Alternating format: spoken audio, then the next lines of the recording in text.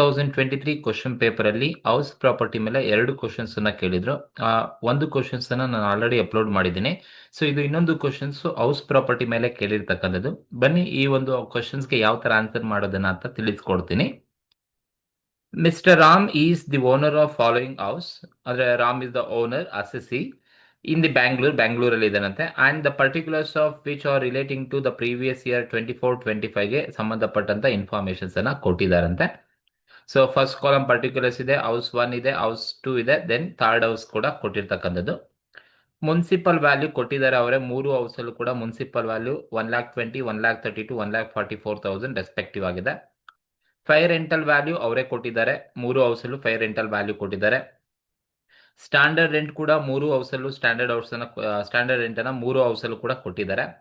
Nature of use ಕೊಟ್ಟಿದ್ದಾರೆ. This the most important. ನಿಮ್ಗೆ ನೋಡ್ಕೋಬೇಕು ಯಾವ್ಯಾವ ಹೌಸ್ ಅನ್ನ ಯಾವ್ಯಾವ ಪರ್ಪಸ್ಗೆ ಯೂಸ್ ಮಾಡ್ತಾ ಇದ್ದಾರೆ. ಅಂದ್ರೆ ರೆಸಿಡೆನ್ಷಿಯಲ್ ನೋಡಿ, ನೇಚರ್ ಆಫ್ ಯೂಸ್ ಕೊಟ್ಟಿದ್ದಾರೆ ಅಂದ್ರೆ ಅದನ್ನ ನೀವು ಕರೆಕ್ಟ್ ಆಗಿ ನೋಡ್ಕೋಬೇಕು. ಫಸ್ಟ್ ಒನ್ ಬಂದು ಲೆಟ್ ಔಟ್ ಕೊಟ್ಟಿದ್ದಾರೆ, let out for residence, that is let out property.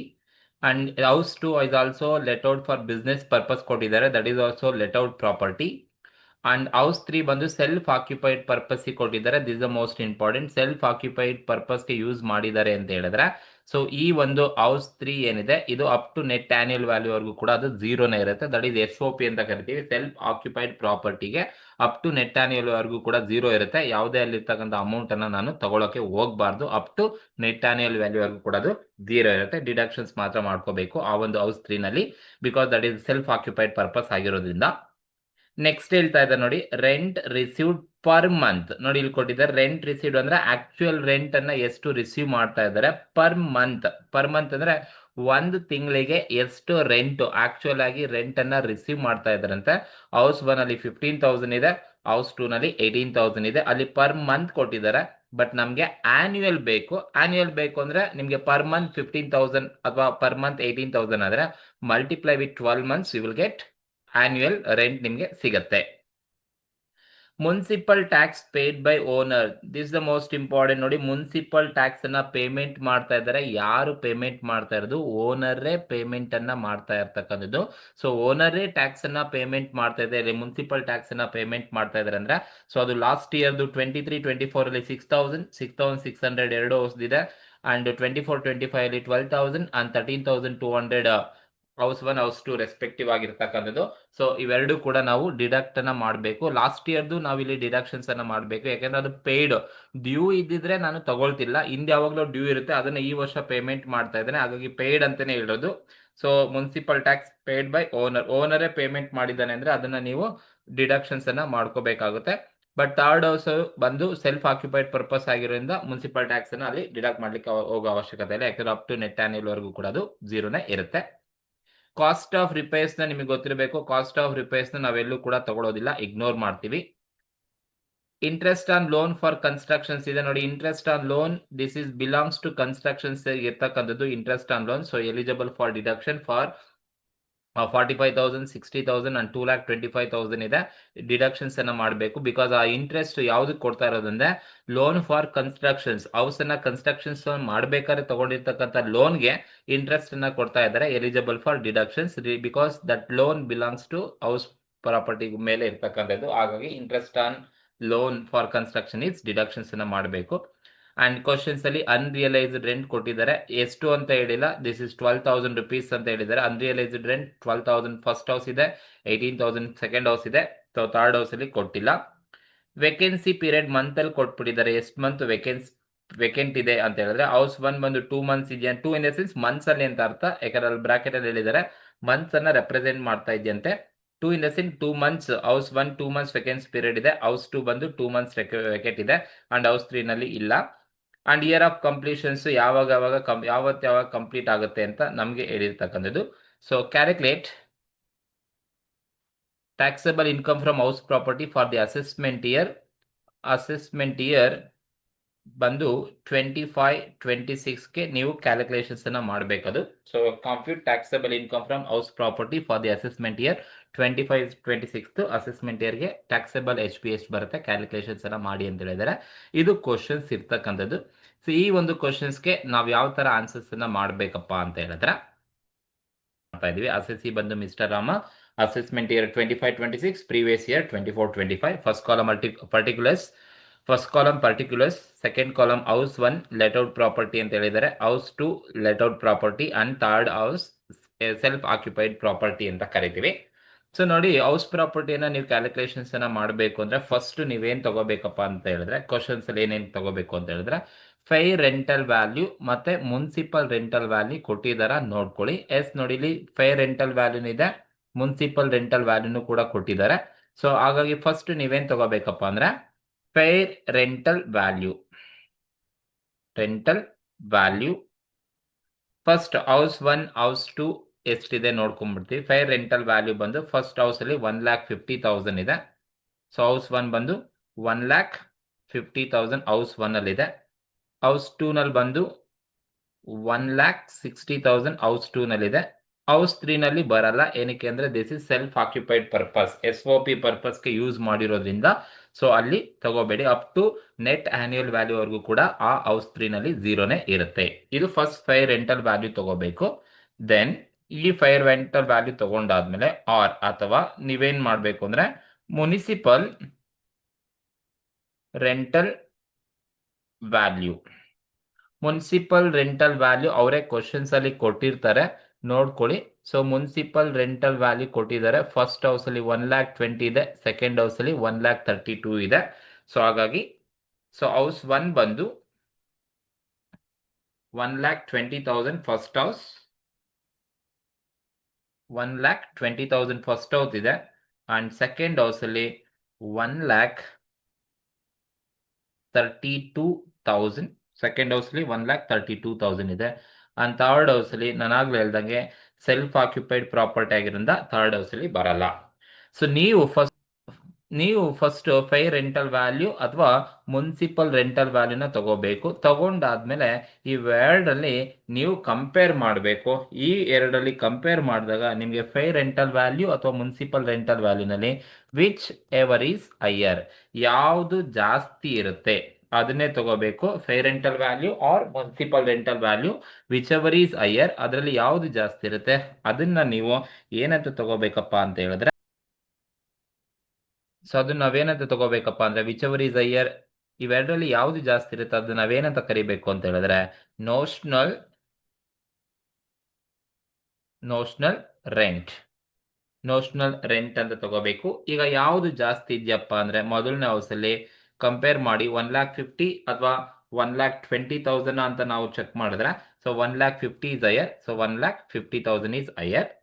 ಎರಡನೇ ಹೌಸಲ್ಲಿ 1,60,000 ಆರ್ 1,32,000 ಅಂತ ನೋಡಿದ್ರೆ 1,60,000 is higher, so 1,60,000 notional rent ಅಂತ ತಗೊಳ್ತೀವಿ. So fair rental value or municipal rental value whichever is higher called as notional rent ಅಂತ ಕರಿತೀವಿ. Once ನಿಮ್ಗೆ notional rent ಸಿಕ್ಕಿದ್ದಾದ್ಮೇಲೆ ನೀವೇನ್ ಮಾಡಿ ಅಂದ್ರೆ ನೋಷನಲ್ ರೆಂಟ್ ಆರ್ ಅಥವಾ standard rent, notional rent or standard rent ಅನ್ನ ನೀವು ಕಂಪೇರ್ ಮಾಡಬೇಕು. ಕಂಪೇರ್ ಮಾಡಿ ಇವೆರಡರಲ್ಲಿ ಯಾವುದು ಕಡಿಮೆ ಇರುತ್ತೆ, ವಿಚ್ ಎವರ್ ಈಸ್ ಲೋಯರ್, ಇವೆರಡರಲ್ಲಿ ಯಾವ್ದು ಕಡಿಮೆ ಇರುತ್ತೆ ಅದನ್ನ ನೀವು ತಗೋಬೇಕಾಗುತ್ತೆ, notional rent or standard rent. ಈಗ ನೋಷನಲ್ ರೆಂಟ್ ನಮ್ಗೆ ಆಲ್ರೆಡಿ ಸಿಕ್ಬಿಟ್ಟಿದೆ, ನಾವೇ ಕ್ಯಾಲ್ಕುಲೇಷನ್ ಮಾಡಿದ್ವಿ. ಮೊದಲನೇ ಹೌಸಲ್ಲಿ 1,50,000 ಇದೆ. ದೆನ್ ಎರಡನೇ ಹೌಸಲ್ಲಿ ಬಂದು 1,60,000 ನೋಷನಲ್ ರೆಂಟ್ ಇರ್ತಕ್ಕಂಥದ್ದು ನಾವೇ ಕ್ಯಾಲ್ಕುಲೇಟ್ ಮಾಡಿರ್ತಕ್ಕಂಥ ನೋಷನಲ್ ರೆಂಟ್ ಕ್ವಶನ್ ಅಲ್ಲಿ ಸಿಕ್ಕಿದೆ.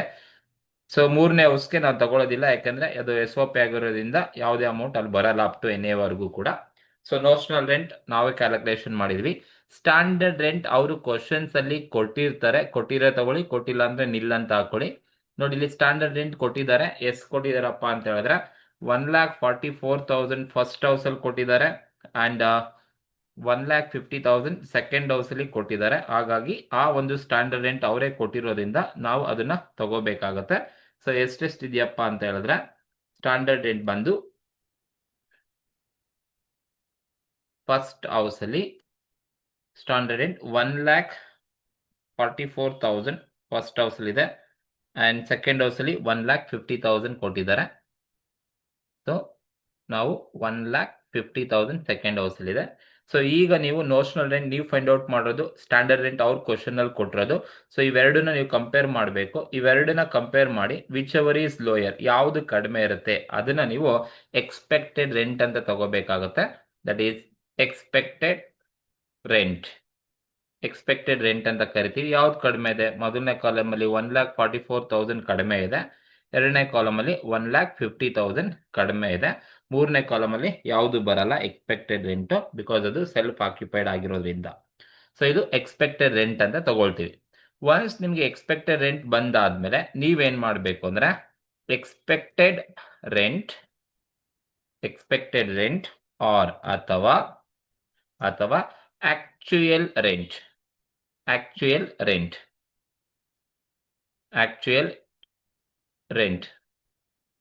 ಸೊ ನಿಮಗೆ ಎಕ್ಸ್ಪೆಕ್ಟೆಡ್ ರೆಂಟ್ ಬಂದಾದ್ಮೇಲೆ ಎಕ್ಸ್ಪೆಕ್ಟೆಡ್ ರೆಂಟ್ ಅಥವಾ ಆಕ್ಚುಯಲ್ ರೆಂಟ್ ಅನ್ನ ನೀವು ಕಂಪೇರ್ ಮಾಡಬೇಕು. ಈ ಕಂಪೇರ್ ಮಾಡಿದಾಗ ಸೊ ನಿಮ್ಗೆ ಯಾವುದು ಜಾಸ್ತಿ ಇರುತ್ತೆ ಇವೆರಡರಲ್ಲಿ ವಿಚ್ ಎವರ್ ಈಸ್ ಹೈಯರ್ ಅನ್ನ ನೀವು ತಗೋಬೇಕಾಗುತ್ತೆ, ಎಕ್ಸ್ಪೆಕ್ಟೆಡ್ ರೆಂಟ್ ಅಥವಾ ಆಕ್ಚುಯಲ್ ರೆಂಟ್. ನೋಡಿ, ಎಕ್ಸ್ಪೆಕ್ಟೆಡ್ ರೆಂಟ್ ನಾವು ಫೈಂಡ್ ಔಟ್ ಮಾಡಿದ್ವಿ, ನಮಗೆ ಎಕ್ಸ್ಪೆಕ್ಟೆಡ್ ರೆಂಟ್ ಸಿಕ್ತು. ಎಷ್ಟಪ್ಪ ಸಿಕ್ತು ಅಂತ ಹೇಳಿದ್ರೆ ಫಸ್ಟ್ ಹೌಸ್ ಅಲ್ಲಿ 1,44,000 ಇದೆ. ಸೆಕೆಂಡ್ ಹೌಸ್ ಅಲ್ಲಿ ಬಂದು 1,50,000 ಆಕ್ಚುಯಲ್ ಎಕ್ಸ್ಪೆಕ್ಟೆಡ್. ಸೆಕೆಂಡ್ ಹೌಸ್ ಅಲ್ಲಿ ಬಂದು 1,50,000 ಎಕ್ಸ್ಪೆಕ್ಟೆಡ್ ರೆಂಟ್ ಇದೆ. ಹೌಸ್ 3 ನಲ್ಲಿ ಬರಲ್ಲ, ನಾವೇ ಫೈಂಡ್ ಔಟ್ ಮಾಡಿದೀವಿ. ಆಕ್ಚುಯಲ್ ರೆಂಟ್ ಕೊಟ್ಟಿದಾರಾ? ಇಲ್ಲ. ನೋಡಿ, ಆಕ್ಚುಯಲ್ ರೆಂಟ್ ಕೊಟ್ಟಿಲ್ಲ ಅಂದ್ರೆ ನಾವು ಫೈಂಡ್ ಔಟ್ ಮಾಡಬೇಕು. ನಿಮ್ಗೆ ಆಕ್ಚುಯಲ್ ರೆಂಟ್ ನ ಹೇಗೆ ಕ್ಯಾಲ್ಕುಲೇಷನ್ಸ್ ಅನ್ನ ಮಾಡಬೇಕು ಅಂದ್ರೆ actual rent equals annual rent minus unrealised actual rent ಅಂತ ಹೇಳಿದ್ರೆ actual rent in nothing but actually ಎಷ್ಟು ರಿಸೀವ್ ಮಾಡ್ತಾ ಇದ್ದಾರೆ, ಆನ್ಯುಯಲ್ ರೆಂಟ್ ಎಷ್ಟಿದೆ ಮೈನಸ್ ಅನ್ರಿಯಲೈಸ್ಡ್ ರೆಂಟ್ ಏನಾದ್ರು ಇದ್ರೆ ಆ ಅನ್ರಿಯಲೈಸ್ಡ್ ರೆಂಟ್ ಅನ್ನ ಲೆಸ್ ಮಾಡ್ಕೊಂಡು ನೀವು ತಗೋಬೇಕಾಗುತ್ತೆ. ಸೊ ಈಗ ಹೌಸ್ ಪ್ರಾಪರ್ಟಿ 1ಗೆ ಮಾಡ್ತೀನಿ. ಹೌಸ್ ಪ್ರಾಪರ್ಟಿ 1ಗೆ ದಟ್ ಈಸ್ ಹೌಸ್ ಪ್ರಾಪರ್ಟಿ 1ಗೆ ಆನ್ಯುಯಲ್ ರೆಂಟ್ ಕೊಟ್ಟಿದಾರ ಅಂತ ಹೇಳಿದ್ರೆ ಕ್ವಶನ್ಸ್ ಅನ್ನ ನೋಡ್ಕೊಂಡೆ ನೋಡಿ. Rent received per month. ನೋಡಿ, ಪರ್ ಮಂತ್ ಅಂದ್ರೆ ಒಂದು ತಿಂಗಳದು ರೆಂಟ್ ಅನ್ನ ರಿಸೀವ್ ಮಾಡ್ತಾ ಇರೋದು 15,000 ಒಂದು ತಿಂಗಳು ಇದಿರ್ತಕ್ಕಂಥದ್ದು.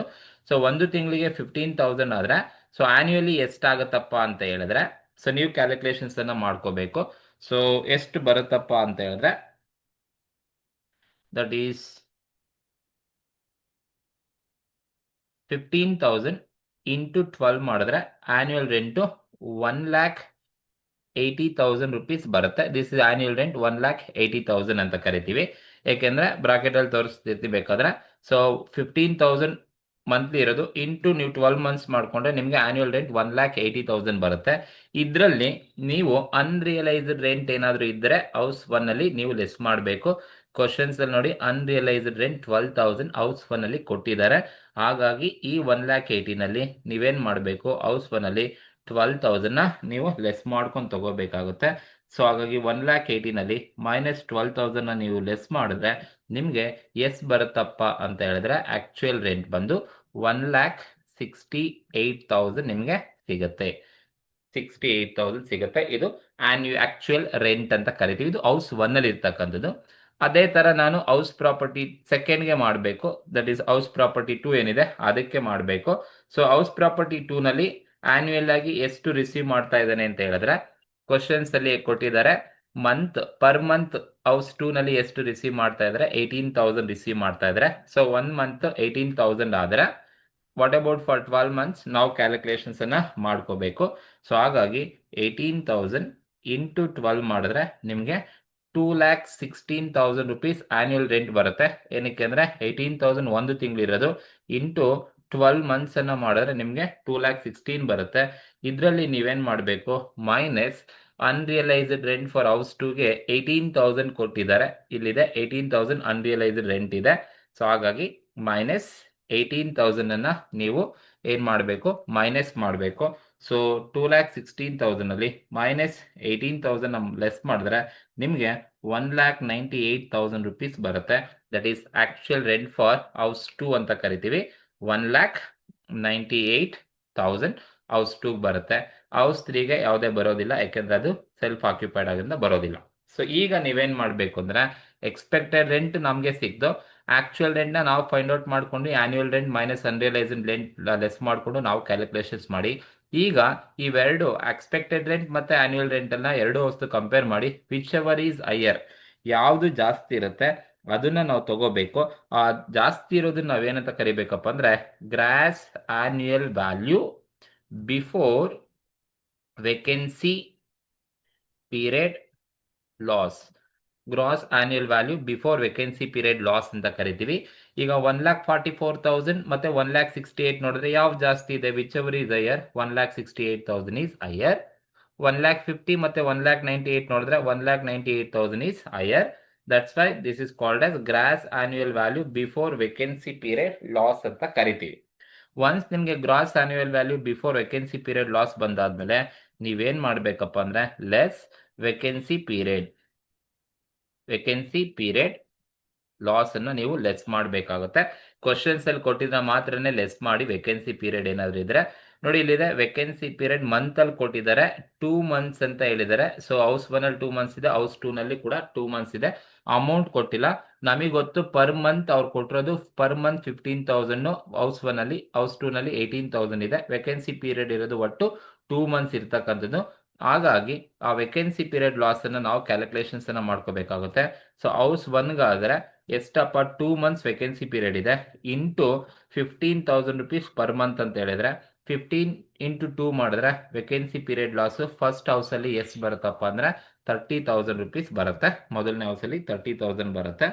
ಅಂಡ್ ಎರಡನೇ ಹೌಸ್ ಅಲ್ಲಿ ಬಂದು ಎಷ್ಟು ಬರುತ್ತೆ ಅಂತ ಹೇಳಿದ್ರೆ ಎರಡನೇ ಹೌಸ್ ಪ್ರಾಪರ್ಟಿ 2 ಕೂಡ 2 months ವೇಕೆನ್ಸಿ ಪೀರಿಯಡ್ ಇದೆಯಂತೆ. 2 into 18,000 rupees ಪರ್ ಮಂತ್ ಇರೋದು.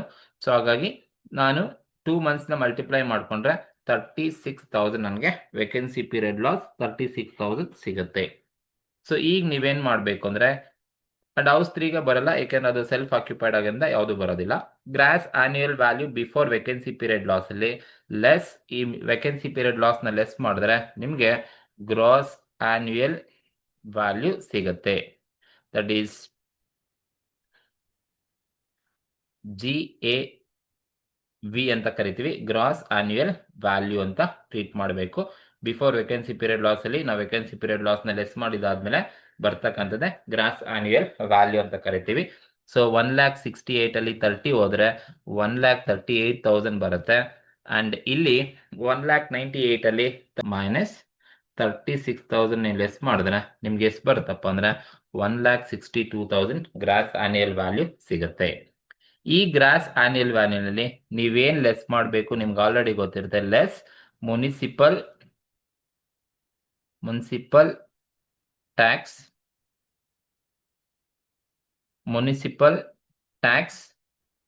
paid by owner, ಅಸೆಸ್ಸಿ ಅಂತ ಏನ್ ಟ್ರೀಟ್ ಮಾಡ್ತೀವಿ, ಓನರ್ನ ಅಸೆಸ್ಸಿ ಅಂತ ಕರಿತೀವಿ. ಅವರೇ ಮುನ್ಸಿಪಲ್ ವ್ಯಾಲ್ಯೂನ ಪೇಮೆಂಟ್, ಮುನ್ಸಿಪಲ್ ಟ್ಯಾಕ್ಸ್ ಅಥವಾ ಲೋಕಲ್ ಟ್ಯಾಕ್ಸ್ ಅನ್ನ ಪೇಮೆಂಟ್ ಮಾಡಿದ್ರೆ ನೀವು ಡಿಡಕ್ಟ್ ಮಾಡಬೇಕು. ಸೊ ಇಲ್ಲಿ ನೋಡಿ ಮುನ್ಸಿಪಲ್ ಟ್ಯಾಕ್ಸ್ ಅನ್ನ ಎಷ್ಟು ಪೇಮೆಂಟ್ ಮಾಡಿದ್ದಾನೆ ಅಂತ ಓನರ್ ಹೇಳಿದ್ದಾರೆ. 23-24 ಅಲ್ಲಿ ಹೌಸ್ 1 ಅಲ್ಲಿ 6,000 ಪ್ಲಸ್ 12,000 ಎರಡೂ ಆಡ್ ಮಾಡ್ಕೋಬೇಕು. ಯಾಕಂದ್ರೆ ಪೇಯ್ಡ್ ಇದ್ರೆ ಆಡ್ ಮಾಡಬೇಕು, ಡ್ಯೂ ಇದ್ರೆ ನೀವು ತಗೋಬಾರ್ದು. ಹಿಂದಿನ ವರ್ಷದ್ದು ಯಾವ್ದನ್ನ ಡ್ಯೂ ಇದ್ರೆ ನಾನು ತಗೊಳ್ತಿರ್ಲಿಲ್ಲ, ಬಟ್ ಇಲ್ಲಿ ಪೇಮೆಂಟ್ ಮಾಡಿದ್ದಾನೆ ಅಂತ ಅಸೆಸ್ಸಿನೇ ಪೇಮೆಂಟ್ ಮಾಡೋದು. ಹಾಗಾಗಿ ಎರಡು ಟೋಟಲ್ ಮಾಡ್ಕೋಬೇಕು. ಈಗ ಫಸ್ಟ್ ಹೌಸ್ ಅಲ್ಲಿ 6 + 12 ಟೋಟಲ್ 18,000 ಪೇಮೆಂಟ್ ಮಾಡಿದ್ದಾನೆ. ಹಾಗಾಗಿ municipal tax paid by owner, that is house property 1 ಅಲ್ಲಿ ಎಷ್ಟಿದೆಯಪ್ಪ ಅಂದ್ರೆ 6,000 ಹಳೇದಿದೆ, ಇದಕ್ಕೆ ಪ್ಲಸ್ 12,000 ಹೊಸದಿದೆ, ಎರಡು ಆಡ್ ಮಾಡ್ಕೊಂಡ್ರೆ 18,000 ಮುನ್ಸಿಪಲ್ ಟ್ಯಾಕ್ಸ್ ಅನ್ನ ಪೇಮೆಂಟ್ ಮಾಡ್ತಾ ಇದ್ದಾನೆ ಅಂತ ಅರ್ಥ. ಸೊ ಅದೇ ತರ ಹೌಸ್ ಪ್ರಾಪರ್ಟಿ 2 ನಲ್ಲೂ ಕೂಡ ಸೊ ಹಳೇದು ಎಷ್ಟಿದೆಯಪ್ಪ ಅಂತ ಹೇಳಿದ್ರೆ ಸೊ ಪೇಮೆಂಟ್ ಮಾಡೋದು ಲಾಸ್ಟ್ ಇಯರ್ದು 6,600 ಪ್ಲಸ್ 13,200 ಎರಡು ಆಡ್ ಮಾಡಬೇಕು. ಸೊ 6,600 ಪ್ಲಸ್ 13,200 ಎರಡು ಆಡ್ ಮಾಡಿದ್ರೆ ನಮಗೆ ಮುನ್ಸಿಪಲ್ ಟ್ಯಾಕ್ಸ್ ಬಂದು 19,800 ಸಿಗುತ್ತೆ. ಈಗ ನೀವು ಗ್ರಾಸ್ ಆನ್ಯುಯಲ್ ವ್ಯಾಲ್ಯೂನಲ್ಲಿ ಮುನ್ಸಿಪಲ್ ಟ್ಯಾಕ್ಸ್ ನ ಲೆಸ್ ಮಾಡಿ ನಿಮಗೆ ಬರ್ತಕ್ಕಂಥದ್ದೇ ನೆಟ್ ಆನ್ಯುಯಲ್ ವ್ಯಾಲ್ಯೂ, NAV ಅಂತ ಕರಿತೀವಿ. ಸೊ ಲೆಸ್ ಮಾಡಿದ್ರೆ ನಿಮ್ಗೆ ಎಷ್ಟು ಬರುತ್ತಪ್ಪ ಅಂತ ಹೇಳಿದ್ರೆ ಸೊ ಮೊದಲನೇ ಕಾಲಮ್ ಅಲ್ಲಿ 1,20,000 ಸಿಗುತ್ತೆ ಫಸ್ಟ್ ಹೌಸ್ ಅಲ್ಲಿ, 1,20,000 ಫಸ್ಟ್ ಹೌಸ್ ಅಲ್ಲಿ ಸಿಗುತ್ತೆ. ಅಂಡ್ ಸೆಕೆಂಡ್ ಹೌಸ್ ಅಲ್ಲಿ ನಿಮ್ಗೆ 1,62,000 ಅಲ್ಲಿ 1,62,000 ಮೈನಸ್ 19,800 ನೀವು ಲೆಸ್ ಮಾಡಿದ್ರೆ 1,42,200 ಸಿಗುತ್ತೆ. ಸೊ ಈ ನೆಟ್ ಆನ್ಯುವಲ್ ವ್ಯಾಲ್ಯೂ ನೀವೇನನ್ನ ಲೆಸ್ ಮಾಡಬೇಕಪ್ಪ ಅಂದ್ರೆ ಲೆಸ್ ಸ್ಟ್ಯಾಂಡರ್ಡ್ ಡಿಡಕ್ಷನ್ಸ್ ಅನ್ನ ಲೆಸ್ ಮಾಡಬೇಕು. ಡಿಡಕ್ಷನ್ಸ್ ಅಂಡರ್ ಸೆಕ್ಷನ್ 24 ಪ್ರಕಾರ ನೀವು ಡಿಡಕ್ಷನ್ಸ್ ಅನ್ನ ಲೆಸ್ ಮಾಡಬೇಕು. ಅಂಡರ್ ಸೆಕ್ಷನ್ 24 ನ ಪ್ರಕಾರ ಡಿಡಕ್ಷನ್ಸ್ ಅನ್ನ ಲೆಸ್ ಮಾಡಬೇಕು. ಸೊ ಯಾವುದೆಲ್ಲ ಡಿಡಕ್ಷನ್ಸ್ ಬರುತ್ತೆ ಅಂಡರ್ ಸೆಕ್ಷನ್ 24 ನ ಪ್ರಕಾರ ಅಂತ ಹೇಳಿದ್ರೆ, first standard deduction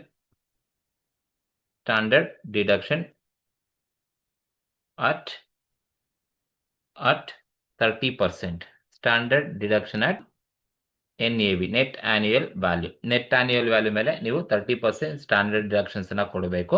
so calculations ಅನ್ನ ಮಾಡ್ಕೊಂಡ್ರೆ ನಮಗೆ ಎಷ್ಟು ಸಿಗುತ್ತಪ್ಪ ಅಂತ ಹೇಳಿದ್ರೆ 1,20,000 ಫಸ್ಟ್ ಹೌಸ್ ಅಲ್ಲಿ ಇದೆ ಇಂಟು 30% ಮಾಡಿದ್ರೆ ನಮ್ಗೆ ಎಷ್ಟು ಬರುತ್ತಪ್ಪ ಅಂದ್ರೆ 36,000 ಫಸ್ಟ್ ಹೌಸ್ ಅಲ್ಲಿ ಸಿಗುತ್ತೆ. ಅಟ್ ದಿ ಸೇಮ್ ಟೈಮ್ 1,42,200 ಇದ್ರ ಮೇಲೆ 30% ನಾವು ಸ್ಟ್ಯಾಂಡರ್ಡ್ ಡಿಡಕ್ಷನ್ಸ್ ಅನ್ನ ಕೊಡಬೇಕು. ಸೊ 1,42,200 ಮೇಲೆ ಇಂಟು 30% ಮಾಡಿದ್ರೆ ನಮಗೆ 42,660 ಸಿಗುತ್ತೆ. 42,660 ಬರುತ್ತೆ. 42,660 ತಗೋಬೇಕಾಗುತ್ತೆ. ಇದು ಸ್ಟ್ಯಾಂಡರ್ಡ್ ಡಿಡಕ್ಷನ್ಸ್ ಒಂದು ನಾವು ಲೆಸ್ ಮಾಡೋದು. ಇನ್ನೊಂದು ಏನ್ ಲೆಸ್ ಮಾಡ್ಬೇಕಪ್ಪ ಅಂತ ಹೇಳಿದ್ರೆ, ಇನ್ನೊಂದನ್ನ ಲೆಸ್ ಮಾಡೋದೇನಪ್ಪ ಅಂದ್ರೆ less interest on loan for construction. Instruction for construction ಎಷ್ಟು ತಗೊಂಡಿರೋದು ಅಂತ ಹೇಳ್ಬಿಟ್ಟು, ಸೊ ಫಸ್ಟ್ ಹೌಸ್ 45 ಇದೆ, ಸೆಕೆಂಡ್ ಹೌಸ್ 60 ಇದೆ, ಥರ್ಡ್ ಹೌಸ್ 2,25,000 ಇದೆ. ಸೊ ರೆಸ್ಪೆಕ್ಟಿವ್ಲಿ 3 ಹೌಸ್ ಕೂಡ ನಾವು ತಗೋಬೇಕಾಗುತ್ತೆ. ಸೊ ಮೊದಲನೇ ಹೌಸಲ್ಲಿ ಎಷ್ಟಪ್ಪ interest for the period interest on loan ಅಂತ ಹೇಳಿದ್ರೆ 45,000 ಕನ್ಸ್ಟ್ರಕ್ಷನ್ಗೆ ತಗೊಂಡಿರ್ತಕ್ಕಂಥ ಲೋನ್ ಮೇಲೆ ಕೊಡ್ತಾ ಇರತಕ್ಕಂಥ ಇಂಟ್ರೆಸ್ಟ್. ಸೆಕೆಂಡ್ ಹೌಸಲ್ಲಿ ಬಂದು ಇಂಟ್ರೆಸ್ಟ್ ಅಂತ ಹೇಳ್ಬಿಟ್ಟು 60,000 ಕೊಟ್ಟಿದ್ದಾರೆ, 60,000. And third house up to net annual value ವರೆಗೂ 0 ಇರುತ್ತೆ. ಸೊ ಬರೋದು ನಮಗೆ ಡಿಡಕ್ಷನ್ಸ್ ಮಾತ್ರನೇ ಬರ್ತಕ್ಕಂಥದ್ದು. ಹಾಗಾಗಿ interest for the loan is eligible ಇರ್ತಕ್ಕಂಥದ್ದು ಎಷ್ಟಿದೆಯಪ್ಪ ಅಂದ್ರೆ ನೋಡಿ, interest on loan third house ಅಲ್ಲಿ ಕೊಟ್ಟಿದ್ದಾರೆ ಎಷ್ಟಪ್ಪ ಅಂದ್ರೆ 2,25,000 ಕೊಟ್ಟಿದ್ದಾರೆ. ಬಟ್ ತಗೋಬೇಕಾದ್ರೆ ನಿಮಗೆ ಗೊತ್ತಿರಬೇಕು ಮ್ಯಾಕ್ಸಿಮಮ್ ಎಷ್ಟು ಸೆಲ್ಫ್ ಆಕ್ಯುಪೈಡ್ ಪ್ರಾಪರ್ಟಿ ಆದ್ರೆ ಇಂಟ್ರೆಸ್ಟ್ ಆನ್ ಲೋನ್ ಅಂತ ಹೇಳ್ಬಿಟ್ಟು ಮ್ಯಾಕ್ಸಿಮಮ್ ಬಂದು 2,25,000 ಕೊಟ್ಟಿದ್ದಾರೆ. ಅಪ್ ಟು 2 lakh rupees ಮಾತ್ರನೇ ನೀವು ತಗೋಬಹುದು. ಸೊ ಎಕ್ಸಸ್ ಇದ್ರೆ ತಗೊಳಕ್ ಹೋಗ್ಬೇಡಿ. ಲೆಸ್ ದನ್ 2 lakh ಎಷ್ಟಿದ್ರು ನೀವು ಎಲಿಜಿಬಲ್ ಫಾರ್ ಡಿಡಕ್ಷನ್ಸ್ಗೆ ತಗೋಬಹುದು. ಸೊ ಮ್ಯಾಕ್ಸಿಮಮ್ 2 lakh ಇರ್ತಕ್ಕಂಥದ್ದು. ಹಾಗಾಗಿ ಅಲ್ಲಿ 2,25,000 ಕೊಟ್ಟಿದ್ದಾರೆ, ನೀವು 2 lakh ಮಾತ್ರನೇ ತಗೊಳ್ಳಿ. ಎಕ್ಸ್ಟ್ರಾ 25,000 ಇರೋದನ್ನ ತಗೊಳಕ್ ಹೋಗ್ಬೇಡಿ. ಮ್ಯಾಕ್ಸಿಮಮ್ ಲಿಮಿಟ್ ಬಂದು 2 lakh rupees for self occupied ಪ್ರಾಪರ್ಟಿಗೆ ಇರ್ತಕ್ಕಂಥದ್ದು. ಸೊ ಹಾಗಾಗಿ ಈಗ ನೆಟ್ ಆನ್ಯುಯಲ್ ವ್ಯಾಲ್ಯೂನಲ್ಲಿ ಡಿಡಕ್ಷನ್ಸ್ ಅನ್ನ ಲೆಸ್ ಮಾಡಿ ಬರ್ತಕ್ಕಂಥದ್ದೇ ನಿಮಗೆ ಇನ್ಕಮ್ ಫ್ರಮ್ ಹೌಸ್ ಪ್ರಾಪರ್ಟಿ. ಇದನ್ನು ನಾವು taxable income from house property ಅಂತ ಕರಿತೀವಿ. ಇವಾಗ 1,20,000 ಇವೆರಡನ್ನ ಲೆಸ್ ಮಾಡಿದ್ರೆ ನಿಮಗೆ ಎಷ್ಟು ಬರುತ್ತಪ್ಪ ಅಂತ ಹೇಳಿದ್ರೆ, so 1,20,000 minus 36,000 and minus 45,000 less ಮಾಡಿದ್ರೆ ಮೊದಲನೇ ಕಾಲಮಲ್ಲಿ 39,000 ಬರುತ್ತೆ. ದೆನ್ ಅದೇ ಥರ ಎರಡನೇ ಕಾಲಮಲ್ಲಿ ಬಂದು 1,42,200 ಅಲ್ಲಿ ಮೈನಸ್ 42,660 ಮೈನಸ್ 60,000 ಎರಡು ಲೆಸ್ ಮಾಡಿದ್ರೆ ನಮಗೆ ಎರಡನೇ ಹೌಸಲ್ಲಿ 39,540 ಸಿಗುತ್ತೆ. ಸೊ ಮೂರನೇ ಹೌಸಲ್ಲಿ ನೆಟ್ ಆನ್ಯುಯಲ್ ವ್ಯಾಲ್ಯೂ ವರೆಗೂ ಕೂಡ ಅದೇನು ಇರಲ್ಲ, 0ನೇ ಇರುತ್ತೆ. ಹಾಗಾಗಿ ಲೆಸ್ ಮಾಡಿದ್ರೆ ನನಗೆ ನೆಗೆಟಿವ್ ವ್ಯಾಲ್ಯೂ 2 lakh rupees ಬರುತ್ತೆ. ಇದು ಟ್ಯಾಕ್ಸಬಲ್ ಇನ್ಕಮ್ ಫ್ರಮ್ HP ಅಂತ ಕರಿತೀವಿ. So income from 3 house income from HP ಇರ್ತಕ್ಕಂಥದ್ದು. ಈಗ ನೀವು ಟೋಟಲ್ ಮಾಡಿದ್ರೆ, so total income from house property ಮಾಡಿದ್ರೆ ನೋಡಿ, ಟೋಟಲ್ ಮಾಡಬೇಕು. 3 ಹೌಸ್ ಟೋಟಲ್ ಮಾಡ್ಕೊಳ್ಳಿ. ಟೋಟಲ್ ಇನ್ಕಮ್ ಫ್ರಮ್ HP ಅಂತ ಕರಿತೀವಿ. ಹೌಸ್ ಪ್ರಾಪರ್ಟಿ 1 ಅಲ್ಲಿ ಎಷ್ಟು ಟ್ಯಾಕ್ಸಬಲ್ ಇದೆಯಪ್ಪ, 39,000 ಇದೆ. ಹೌಸ್ ಪ್ರಾಪರ್ಟಿ ಸೆಕೆಂಡ್ ಅಲ್ಲಿ ಎಷ್ಟಪ್ಪ ಇದೆ ಅಂತ ಹೇಳಿದ್ರೆ, ಹೌಸ್ ಪ್ರಾಪರ್ಟಿ ಸೆಕೆಂಡ್ ಅಲ್ಲಿ ಎಷ್ಟಿದೆ ಅಂದ್ರೆ 39,540 ಇದೆ ಪಾಸಿಟಿವ್. ದೆನ್ ಹೌಸ್ ಪ್ರಾಪರ್ಟಿ 3 ನಲ್ಲಿ ಎಷ್ಟಿದೆಯಪ್ಪ ಅಂತ ಹೇಳಿದ್ರೆ, ಸೊ ಮೈನಸ್ 2 lakh rupees ಇದೆ. ಹಾಗಾಗಿ ಮೈನಸ್ 2 lakh rupees ಇರ್ತಕ್ಕಂಥದ್ದು. ಈಗ ಇಷ್ಟು ನೀವು ಅಡ್ಜಸ್ಟ್ ಮಾಡಿದ್ರೆ 3 ಅಡ್ಜಸ್ಟ್ ಮಾಡಬೇಕು. ಸೊ ಅಡ್ಜಸ್ಟ್ ಮಾಡಿದ್ರೆ ನಿಮಗೆ ಟೋಟಲ್ ಎಷ್ಟು ಸಿಗುತ್ತಪ್ಪ ಅಂತ ಹೇಳಿದ್ರೆ ಟೋಟಲ್ ಇನ್ಕಮ್ ಬಂದು ಈಗ 3 ಅಡ್ಜಸ್ಟ್ ಮಾಡಿದ್ರೆ ನಿಮಗೆ ಎಷ್ಟು ಸಿಗುತ್ತೆ ಅಂದರೆ ನೆಗೆಟಿವ್ ಸಿಗುತ್ತೆ. ದಟ್ ಈಸ್ 1,21,460 ಸಿಗುತ್ತೆ. 1,21,460 ಸಿಗುತ್ತೆ. ಸೊ ಈ ಥರ ನೀವು ಆನ್ಸರ್ಸನ್ನು ಮಾಡಬೇಕಾಗತ್ತೆ. ಸೊ ಇದು total taxable income from HP ಗೆ ಇರ್ತಕ್ಕಂಥದ್ದು. ಸೊ 3 ಹೌಸ್ದು ಕ್ಯಾಲ್ಕುಲೇಷನ್ಸನ್ನು ಮಾಡಿರ್ತಕ್ಕಂಥದ್ದು. ಸೊ ಈ ಥರ ನೀವು ಆನ್ಸರ್ಸನ್ನು ಮಾಡಬೇಕಾಗುತ್ತೆ. ಸೊ ಈ ಒಂದು ವಿಡಿಯೋ ಇಷ್ಟ ಆದರೆ ನೀವು ಶೇರ್ ಮಾಡಿ, ಹಾಗೆ ಸಬ್ಸ್ಕ್ರೈಬ್ ಮಾಡೋದನ್ನು ಮರಿಬೇಡಿ. Thank you.